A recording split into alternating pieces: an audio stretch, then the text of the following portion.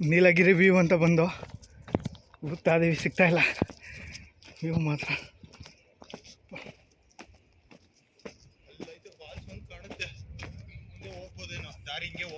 ಅದೇ 2.5 ಕಿಲೋಮೀಟ್ರ್ ಹೋಗ್ಬೇಕು ಇಲ್ಲಿಂದ. ಹ್ಞೂ ಹಾಗಲ್ಲ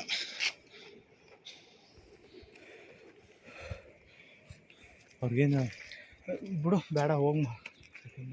ಹ್ಞೂ ಬಾ. ನೀಲಗಿರಿ ವ್ಯೂಸು ಬೆಟ್ಟು ತುದಿಗೆ ಬಂದಿದ್ವಿ. ಟೀ ಎಸ್ಟೇಟು ಆ ಕಡೆ ಕಾಫಿದು. ಇಲ್ಲೊಂದು ಫಾಲ್ಸ್ ಕಾಣ್ತೈತೆ.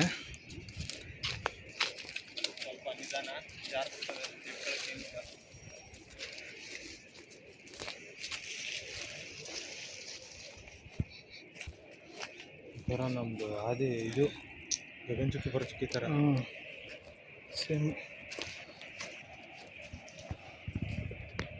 ಹೆಂಗೆ ಹೋಗೋದು ದಾರಿ ಗೊತ್ತಿಲ್ಲ, ದಾರಿನೂ ಯಾರೂ ಮಾಡಿಲ್ಲ. ಫಾಲ್ಸ್ ಮಾತ್ರ ಸೂಪರಾಗಿ ಕಾಣ್ತಿದೆ.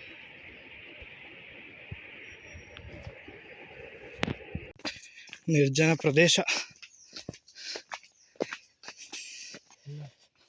ಇದೆಷ್ಟು ಒಬ್ಬಂದಾಗಿತ್ತು.